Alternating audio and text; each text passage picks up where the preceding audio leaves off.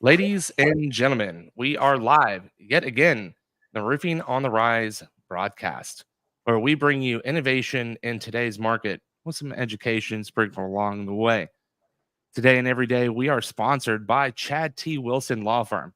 When the insurance company delay, denies, and defends their position, you know who to reach out to. Give me a call, telephone number 210-919-8987, and I'll get you connected with the right people over at Chad T. Wilson Law Firm. Today and every day, we have an awesome guest and a topic, and today we have two very awesome guests and topic. Christopher Scoville, what is up, bro? How are you? Good brother, what's going on, man? Man, I'm just excited to be alive today. Yeah. You know, actually, I kind of woke up like a little like tired, bro, like exhausted. Yeah. But what's going on in the industry and the growth and the change, which is insane, but the industry has changed drastically in the past year. If you just go across Facebook land and check out everyone's posts in the last year and review it to like what it looks like today, it's much, much different. And yeah, there's like 5 major divorces that took place. oh, shit. I'm sorry, dude. I had to. That is so fucking true, though. Like, Yeah, you hit it right on the head. Sorry, like I went right there. I went right into the mix. Ladies, No, you mean like insurance policies and the cost of depreciation, deductibles, ACV, RCV, XYZ, all that stuff. Material allocations, material Cost of goods, inflation. Everything's pretty much changed in the last year.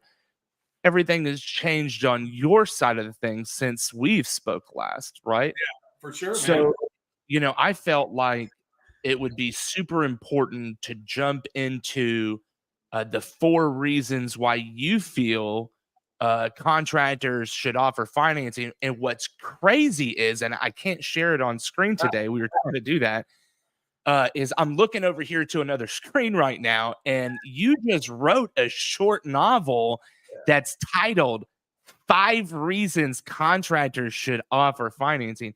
So maybe I should have communicated with you on the title a little bit more. Dude, I think it's pretty cool that like this is completely unscripted and you're like, hey, I really want to cover like some of the 4 reasons why people should offer financing. Like, bro, that's really funny because just last week I finished a book talking about 5 reasons, right? I mean, I think more specifically though, we could really break this down niche-y, since most of your audience might be roofers. What are the 4 main things that are happening right now in roofing on why contractors should think about offering and adding financing to business, right? So we could surmise it really quickly and talk about the fact that, well, number 1, the cost of everything, inflation, right? The current economic situation. So people just don't have a lot of money, right? Yeah. So naturally, when people don't have a lot of money, they leverage money. Number 2, the cost of goods has gone up exponentially. So things are more expensive.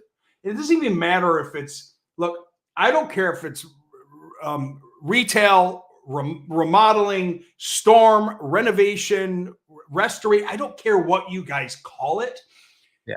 Financing is just a way for you to get stuff done and give them an affordable payment solution to leverage time sometimes, or sometimes it's just to get it done. So they're financing because of cost of goods, or financing because of the economy. Deductibles, more importantly, in some of these states are just unbelievable. So the 3rd reason would be, hey, if you're not swallowing them, you don't need to. You can do legal things like offer a financing solution to a customer at the point of sale so they can finance the deductible, right? So we're keeping roofers out of jail is kind of important, right? Chad Wilson. Yes. And then number 4, it's like, this one's kind of cool. I don't know. Marketing and advertising and attracting more customers to your business. And then let's just throw a number 5 in there for roofers. How about having a better portfolio mutual fund mix of what you offer, right? So instead of being a contractor in Texas that just says 99% storming, why don't you open up a retail division that does repairs and replacement, add financing, and watch your portfolio mix blend up a little bit. So when the storms go away, you've got something to lean in on the retail side. So that's just 4 like simple things for the roofing industry we can go over, you know? I love that. So, one of the first things that you'd said was leveraging time, and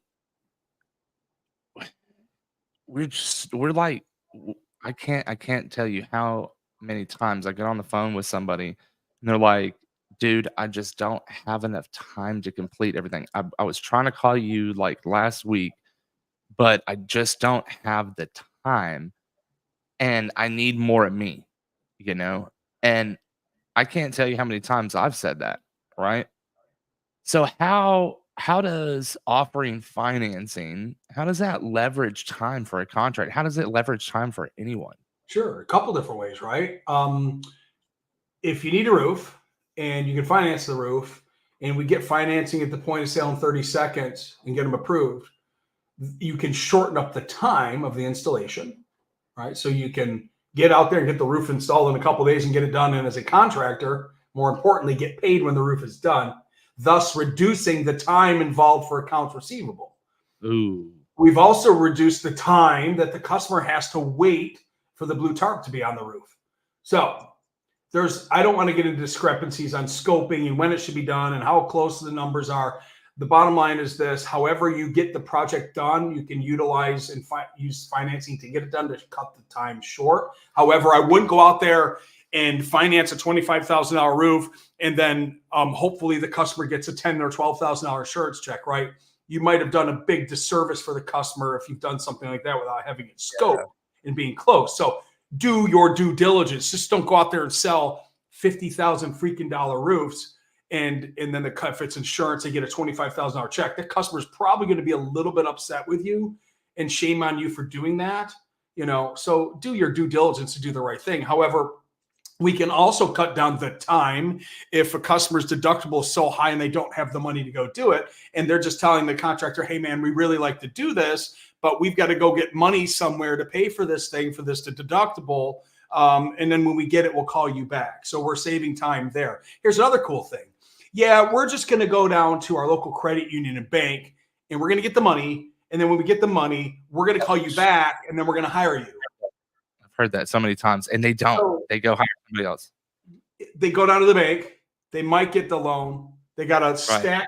They got a stack of paperwork they got to take to the bank, and then they've got your bid, and now they get the money. Now they're a cash customer. Cash customers are going to give you want a discount, but more importantly, they've got your bid. And then they could just call 2 other roofers that have knocked on the door and left business cards behind and say, hey, ABC said they could do it for 20. Can you do it for 18? So we've got 2 systems that you can utilize at the point of sale, secured and unsecured. And you can take the application with a soft credit pull in 30 seconds to get them approved and lock them down on both unsecured and or secured to stop them from going to the bank. Reducing time, not just reducing time, but reducing frustration. Who really, and it might be an objection just because they want to get you gone, who really wants to go down to a bank? I think the last time I was at Chase, because I've got business accounts down there, I had to schedule an appointment. I had to show up on time. I had to wait in a waiting room. I waited there long. It was like I felt like I was at the freaking dentist. And all I wanted to do was say, hey, man, I need to make an adjustment and change a business like an LLC or something like that. It was so stupid. But if I could have done it online, I would have saved myself a ton of time. My time is like $275 to $375 an hour. So if I took 2 hours out of my life to go down there, I lost $700. Yeah. Anyway. And I think that's that rings true for, a lot of contractors as well, because, the value of time is there, and they need to go out and solve that issue. Here's the thing for me. When financing came, like digital financing came out, that was like one of the first things that I tried. And I actually successfully did a financing deal with an iPad. No, I think I had a laptop. I think I took my laptop to their house, got on their internet, and brought like a legit big printer. And we did the whole loan right there. Yeah, probably. And, you probably had to print out a ticket. yeah, it was, and I can't remember what it was. One of the first ones back in the day. If you needed a printer, it was probably Synchrony, because Synchrony had a sales slip that they had to sign. Yeah, it was, or even Wells, maybe. Could have been Synchrony, Wells, GCap. Could have been any one of those guys. What was it, man? I'm trying to. The bottom line is it's digitized now. Yeah, that client to this day will call me and have me come out and check his roof. I put like a presidential shingle on his property. Each time a hailstorm runs through, I go by, or I send somebody by. His roof has been freaking tip-top shape. We changed out like a couple of turtle vents, things like that. But yeah, I mean, sergeant in the military, didn't have much time himself. He needed to, get back to work, and that happens to be protecting and serving our country. So, I thought the best way to do that, I was like, dude, I'll bring my printer and everything out to you so that we don't have to like go back and forth. You can completely do it there, and then you'll be ready to go. We'll put the fucking roof on next week. And some of my buddies are literally selling roofs from their office and not even going to the property anymore, man. It is 2024, baby. Where's this going in 5 years? If we're doing that now, where's it going in 5 years, man? Now, listen, not every roofer's doing digital everything, not going out to the house, like satellite imagery replacement. Like, not everyone's doing that, but man, there are guys that do. I know them. They're good friends of mine. They're going out there and they're selling roofs from their computers now and not even going to the property. It's insane. Yeah, I mean, I'm gonna put one out there. Troy Anderson, big shout out to Troy. That's one of Troy's business models is hiring someone that can go out there and do everything on site so that he can close the deal in house. And of course, he's on the roof all the time, but like, the nuts and bolts there is he's trying to duplicate himself multiple times so that he can help more people and thus buy more time for himself. For sure, man. Yeah. And I think everybody's just, I think everybody's trying to buy time for themselves. Back to that book. I wrote I think I wrote this thing at about an 11th grade level. And not to diminish contractors, but I wanted everybody within the organization to understand it and read it. So I wrote it on a real open level for a tech, to an installer, to a sales pro, to an operations manager, to a sales manager, to an owner to understand. And on each chapter, I actually put an implementation light bulb, and it says, when you see the light bulb, it's time to implement and take action in your business. So I even went and highlighted like each chapter, like, hey, you just learned something. Now freaking go do it. And to that point, like in my business, Improvify, right? We help contractors with lending, and then we help them implement successful finance programs in their business. That's what we do. We get them into our lending portfolio partner relationships. We get them enrolled. Then we launch them and we build them successful platforms. That's what we do. That's all I do. That's all I've been doing for 26 years. I've just now figured out how to put it into a box and deliver it so it actually really cuts the time and gets these guys launched. Here's the issue. For years, we would just enroll contractors with a lender. And then we'd sit there and go, where are the loans? And I realized by doing this thousands of times now, literally thousands of enrollments I've done in my life, we're now asking them to commit and say, yes, I am going to offer financing, not to just one customer, but I'm going to offer it to all of my customers early, always, and often, all the time. We're going to make it a part of our business. So I'm asking them to commit. They're also paying in order to play. So now they're committed because they're actually giving us money, but it doesn't cost them anything because it's an investment, because I'm going to teach them how to sell. So it doesn't really cost them anything. But when people don't commit, they don't take action, and they don't pay to do something, they don't do anything. They do nothing. It's like going to a trade show that you went to. It's like going to a trade show that you went to for free. I'd also argue that a lot of the times they can even pay for you to teach them, and they will still not do it unless you lead them by the hand.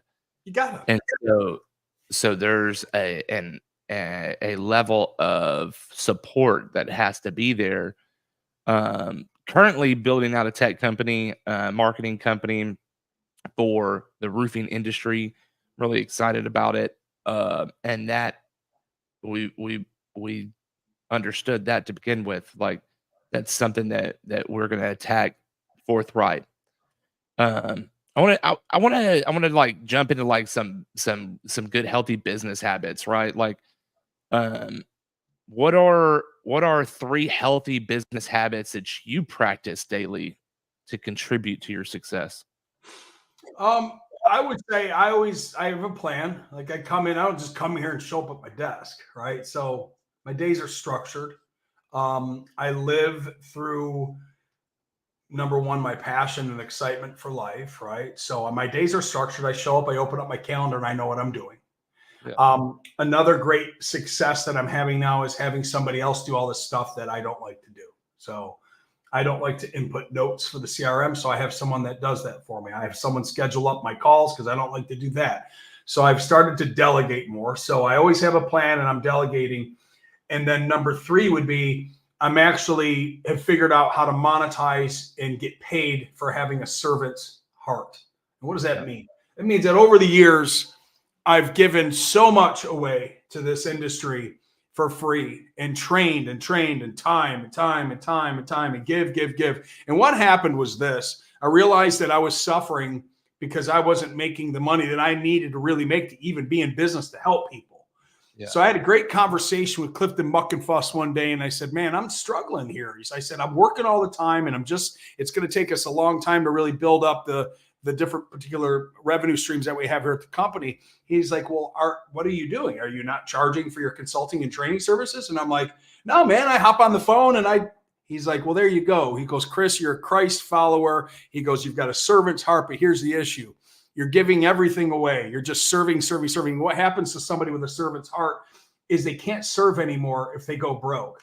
So we've got 2 options. I had to figure out a way to really make a decent living doing what I'm doing by giving as much as I'm giving. At the same time, develop a program that's so strong and is such a differentiator in the marketplace that people just come running to it. So the value of what we're doing way supersedes the minimal investment that it costs. Now I get to make a healthy living, pay my bills, pay for my dog food, pay my mortgage.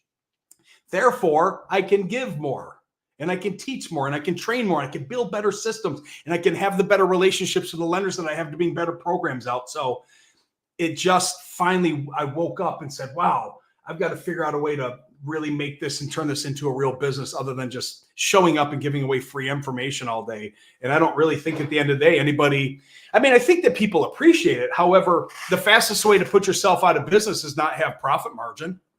So I'm in business. My roofers are in business. My air conditioning guys are in business. None of them show up and work for free, but yet people will line up for hours to speak to me and have a 45-minute call to talk about financing and getting in their business.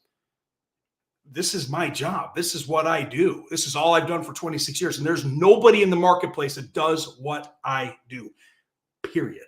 Nobody. So anyway. That's a hell of a niche right there. Those are my 3 things. Like have a plan, delegate, and have profits, If that wasn't a mic drop, I don't fucking know what it was. Do you think that being structured is played a pivotal role in your achievements? Yes, because there was a long time in my life that I wasn't structured.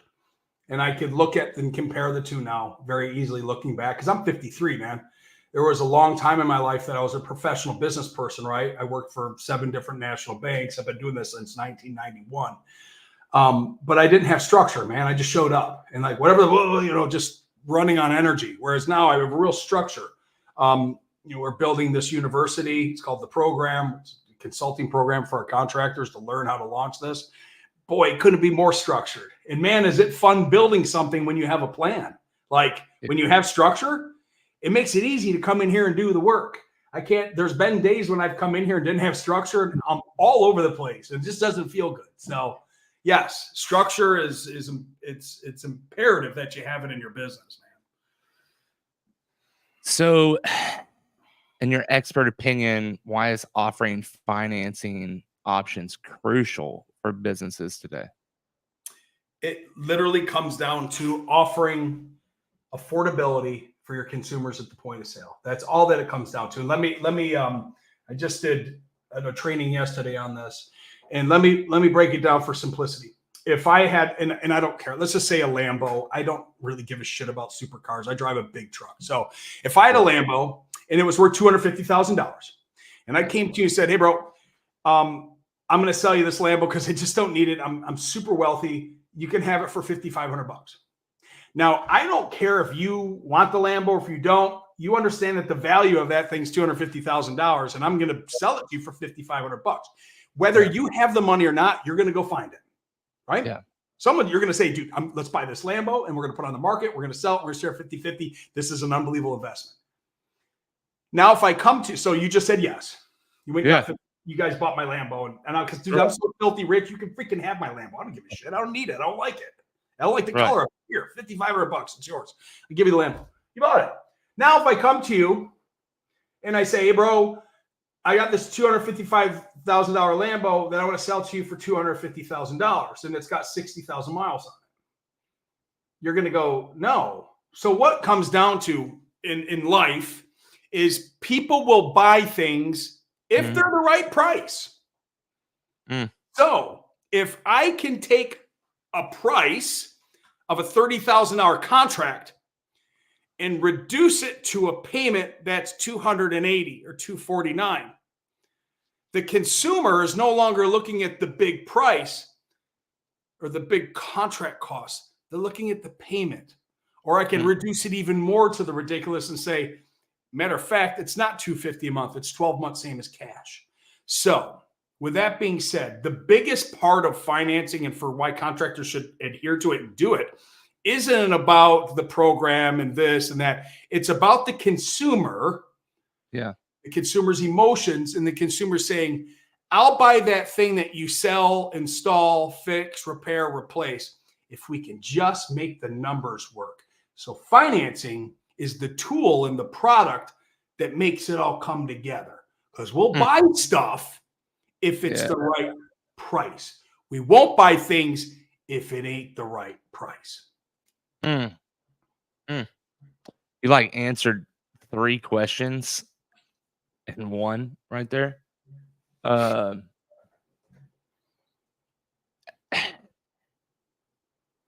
me why, or excuse me, not why, but what's one of the common mistakes that contractors often run into whenever they're offering financing? Not offering it. Now, I'll expand. There's a couple, right? So number one would be not offering it. Hey, Chris, dude, sounds cool, man. Your videos are great, really fun. It's nice to see you be funny. But no, all of our customers pay cash. We don't need financing. We never have. We never will. My simple question back to them is, you don't offer it. All your customers pay cash. You've never offered it, so how would you know that all your customers would not take it, right? So that's number one, is ignorance. Number two is, do your customers pay credit card? Absolutely, man.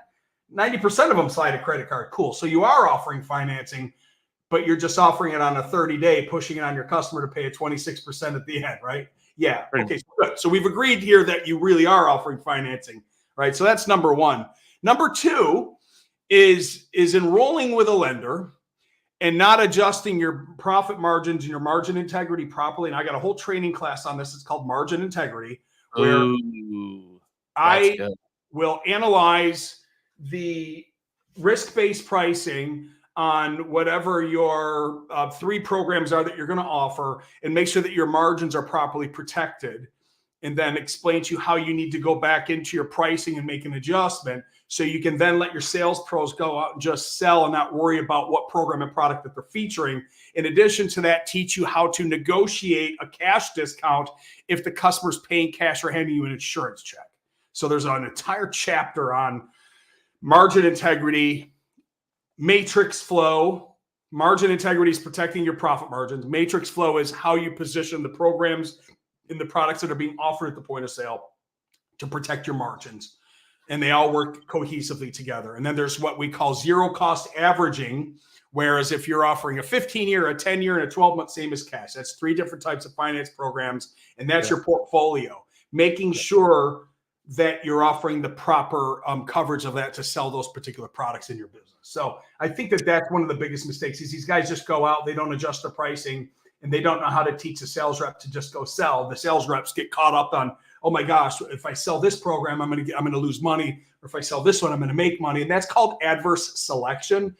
You should never do that because that's a compliance no-no. Your sales rep should just literally go out and sell and say, hey, how are y'all looking to pay? Do you want to use our money or are you going to be using yours today? And I do a whole training class on that too, how to present financing at the point of sale. So there's a lot to this. And the difference between coming to someone like me and just going to a lender is good luck, God bless, who's your account rep and if they ever sold in the home, right? Because anybody can go enroll with a lender, but who is your account manager to teach you how to actually implement this in your business? That's really where the rubber meets the road on how you can teach your sales pros to go out there and offer this thing at the point of sale. So. Completely off topic. Yeah. What's your favorite thing to do outside of work? I love my dogs, man. I've got Bella and I've got Bella here and I got Riley on the other room. And when I'm not kind of like here in the work, I'm like, we're walking the dogs, we're playing ball with the dogs. I'm a homebody. I've got a full gym, Muay Thai gym and lifting gym in the garage. So I do that in the morning. I love hanging out with my wife on the weekends. I love watching movies. And movies? You like movies? Yeah, dude, I love movies. I love to just get lost because I'm so in here all the time with what I do that when I tune off and go into movie land. Yes. And I don't give a shit, David Goggins. F you if you're here, David Goggins. Yeah. Screw you, dude. I'm gonna sit on my couch, watch Netflix, and I'm gonna eat snacks and I'm gonna get fat and I'm not gonna work on my abs, Andy Elliott. You're a jerk too. I'm gonna watch a movie and get lost for 2 hours, you screw nuts. Yes, because listen, you can only look, you've got to have a quality of life, right? And so I've learned that I myself work best whenever I can unplug. And whenever my kids, they asked about, movies and why, and like they love movies too. And there's certain kind of movies that I just like get lost in. And one of those is like fantasy, like dragons and knights and all that. Like, dude, get me into a good movie with a dragon, like the new one that just came out on Netflix, Damsel. I have watched that movie like 57 times. Yeah, but you may need to get back to work. That's too much. It's bad. No, when I check out, it's 7 past on in the evening, and I know that I've got that time, right? Yeah. I think I just have a problem with selections myself. It's just like picking something new. Oh, it's a lot. Yeah, there's a lot of crud out there, man. There's so many good old movies like Shawshank Redemption and Gladiator. Yes. I just miss some of the great movies that we used to have, some of the great writers. And it just seems like I also think we're on information overload when you've got Hulu and Tubi and Prime and Netflix. Like you're so much that you just can't make a selection. But anyway, dude, that's what I do. I don't have, I'm not like big on traveling. If I lived in the mountains, I would have a whole list of things that I love to do. I love to mountain bike. I like to hike. I like to trail run. I like to snowboard. I live in Florida, dude. I hang out inside my house. I don't go outside very often. In South Florida, right? I live in South Florida, and I hate going outside because it's too hot. So You know, if my hobbies sound like I'm chilling in my house with my dogs and in the pool and in the garage gym, it's because I don't like to go outside. It's too hot up there. I got a lot of like iguanas over there, right? I shoot them. If you haven't seen in my pictures that I shoot them in my backyard. I haven't seen So it. if I wasn't in the financing business, if I wasn't in the financing business at 53 years old, I know exactly what I would be doing right now, bro. Iguana removal? Nope. I would sell air conditioning and generators. Really? Yep. And maybe blow-in insulation. I might put those three things together. Number one, I believe in blow-in insulation because I watched what it did to my utility. So because I did it, I believe in it. Number two, I installed the Mitsubishi mini split systems in my house, and I watched what it did to my lifestyle. So I believe in it. Yeah. And number three, I've been through enough hurricanes down here to know that you need to have power when the power goes out. So I believe in it. So if I wasn't in financing, I know exactly what I would do. I would create my own little company, and I know what the name is because I've already frameworked it up. And I would have my three installers that would work. You know, I'd work for them, and I'd go out there and I'd be that guy that did blow-in insulation, air conditioning, and generators. If you were one superhero, who would you be? Man, I don't know if I do the whole superhero thing. I've never even thought about it. Really? Yeah, like you mean like Batman and all those guys? Yeah. Give it a thought. Just give it a second. Like, who would you be? Jeez. I don't want to be that guy Split. Guy's fucking crazy, dude. He's nuts, but man, it was cool how he could walk upside down. Jeez, I don't know, dude. I'll have to come back on that one. Oh my gosh, that was good. So mine's Batman. I got Batman. I don't know enough about comics and superheroes to even answer that stuff. So I got maybe Flash, because Flash was fast, right? Yeah. So I've got a little Flash bear brick. I don't know if you know what those are, but they're like these little famous Lego type. It's like 7% of people in the world that open up the little Lego box will get a Flash, which is pretty cool. My son loves Flash, bro. Like loves Flash. Batman's my thing. I got like Batman. I got a 5-piece Batman canvas up here. So right above all this, I actually was I'm trying to continue to backdrop so that I can use Batman as a different set. Then I got Harley Quinn above the love seat over here, which is pointing me out that I'm in my home right now, which is crazy. What you could do with your home, right? Like you've got like this awesome setup, and is that a black wall or are those TVs? No, that's a black wall. We got just a black wall I framed up. We've got a leather sofa and stuff on the way. When I brought the COO into the office, and her desk is over here and mine is here.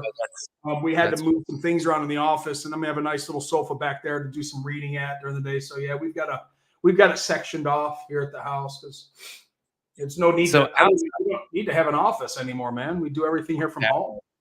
Yeah, I feel that. Very efficient business that we run. You know, we've got our lender relationships. We've got our consultants. I've got some people overseas that help. We got the COO. We're doing some seed round right now to do some raising. When we have that, we'll blow up a team. But organically, I'm probably resting right between 350 and 400 organic relationships. I don't call them leads, by the way, a month that come to me for financing. So I've never ran an ad my entire life. You know, so we're just, and I still don't do a great enough job myself following up with all the people that have reached out to me. So if you're on here and you're watching this, I'm sorry. Well, my CRM could really, really help you out. I'll show you some info once it's completely built out. So the reason, you know, I like asking like real off the wall kind of questions because oftentimes we get like stuck in the mode of work and life, and as much as that is extremely important, it's also important that people understand that, you know, Chris Scoville swims in a pool, right? Whenever he gets hot, right? That it's not just Chris is the most awesome finance guy in the world, but that you have thoughts and dreams and hopes and just like everybody else, Yeah. right? Yep. And I feel like oftentimes people watch social media and watch a podcast and they're just like, well, you know, this guy's got it. Like this just, you know, he's just blessed like that. Like, Oh God. no, fucker, like you have had to work your ass off to get to where No, you this starting a fintech finance consulting business at 53 with no money. I wouldn't wish this on anyone, man. The only reason why I yeah, did it is I had to do it. Like I was pushed in a corner to do this. You know, it is the most stressful thing and rewarding thing I've ever done in my life. Again, right? Because I had a software sales company that I shut down. I lost about 300,000 on that. I left a corporate job that I was making about 250 to 300 a year at on a W-2. I left that to come out here and be completely self-employed and broke. yeah. So you want to talk about how it looks on Facebook and how it looks on Instagram, folks? You don't know. You're only seeing the highlight reels, man. You don't know what it's like to wake up in the morning and have $20,000 worth of bills that come in every month and go, how am I going to pay all those bills as a startup with no investors? That's really the nuts and bolts of doing what we do, is figuring out how to get out there and freaking get it done. So what's your visions? I got two more questions for you. yeah. What's your vision for the future and finance for the roofing company, for like the roofing industry in the next 5 years? It's just going to continually grow. Look, I've been doing this for a long time. I helped manage the Owens Corning, the Beacon, the Home Depot programs. Like I saw this coming 5, 6, 7 years ago. And I've been up on the stages all over the place telling people, look, you better add financing to your business because it's coming. Well, it's here now. So what will happen is more roofers will adopt to it. We will, see some shrinkage because of the amount of equity that's coming in, the people that are buying up, the private equity that's buying up. What I see happening is these private equity people and the franchisee comes in and takes the market over. They're all going to have to get really programmatic and systematic with whom they're using as far as a lender to make sure that all of their companies they're buying are swimming and rowing in the same direction. So I see a lot of people kind of coming to the financing space. In addition to that, I think technology, there's some really cool technology that I'm building right now. I think that contractors are going to have more of a multi-lender platform solution because one lender ain't going to cut it. You got to have multiple solutions for multiple types of customers. In addition to that, it isn't just about indirect lending. It's about secured lending, indirect, unsecured, it's unsecured. You got to have a portfolio of solutions to be able to help these people. So I think there's a lot of stuff coming, and I think that the tech side is going to really play a big role in that. Yeah, that was those were my next two questions, was how do you foresee technology evolving in the finance industry? And one of them was how you're making you're steamrolling that right now, right? Like we've got a multi-lending platform that we utilize. And that's kind of like a waterfall. Take one soft credit pull app, it floats down through to the ultimate approval. So there's some cool things there. I've got some plans with technology to build my own tool. Of course, that's going to take some funds. But because I've been doing this so long and I know what the problems are, I also know what the solution is. So for me, it's going to take time and money to put something together. But man, I envision your sales rep opening up the Hey Chris app, and ask some questions, and the customer fills it out, and it's just literally filling out the application on the back end, and a lot of magic happens after that. So I envision a real user-friendly experience for your completely untrained roofer to show up, hand the app to the customer fills out some stuff, and before you know it, the roof guy's going, oh, wow, you're approved, right? Like I see the vision of that simplicity. And what I call it in my book is making financing or roof financing Amazon easy. I want to make financing Amazon easy so people can just simply feel like they're on Amazon buying a roof, but they're actually financing it, right? So that's where I feel like the industry is kind of headed is, you were hitting on private equity earlier, and that was the rolling into the next question was, how you see private equity, whether it's good or bad, how you feel about that. I got no feeling. It doesn't matter. It doesn't matter to me whatsoever. It's just, this is the industry. It's all over the place. Anytime that you see the great gurus, your coaches that we all know who they are, jumping into home improvement, like your Grant Cardone and his guy that works with him, and then this other guy down in Texas that all of a sudden is all about home improvement. He's got the multi-million-dollar home improvement get together now. Like, all eyes are on it. It's always been on it. It's always been a profitable industry. But once Wall Street and everybody found out that it was as profitable as it is, here they come. Yeah. I think part of that is just like people. I was teaching my son this the other day about the importance of leadership and how most people crave subjugation, right? Like they literally crave for you to lead them in the way. So, and my son's just like, what do you mean? Like literally wrap your head around that you wake up and and when I realized this on my social media is when things started to change a little bit, and I realize it so much more every day. It's crazy. Yep. For sure, man. For sure. People wake up just to follow you. There are people that do that. What are you talking about? There are people that wake up just to follow what you're going to do. Really? Of course. Of course. You mean like competitors?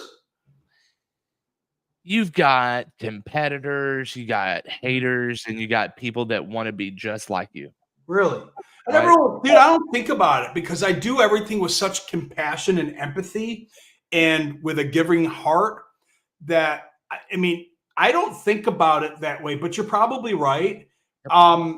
I'm sure, and I do, trust me, I try to get people to unfriend me all the time by putting Bible verses up and pictures of the Bible and talking about faith openly and maybe hanging an American flag. I try to get people to unfriend me just simply because I'm at that 5,000 where, you need to clean it up. And dude, Facebook does not make it easy to go in and clean it all. Like, I've tried my buddy's program, Friend Filter, and I lost a ton of people that were really good friends of mine. Like, I've tried all the plug-in tools; they don't work.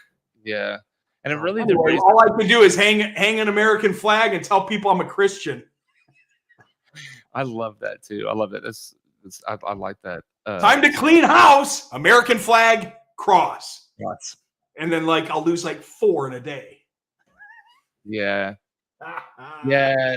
It just, the reason why I said that is, you got everybody that follow these gurus, right? And the reason why I say that is because they just literally a lot of these people wake up just to see what this person has said about what's going on and what they're going to do and what's going to change and what they're doing in business. And then they're going to go out and they fucking do the exact same thing.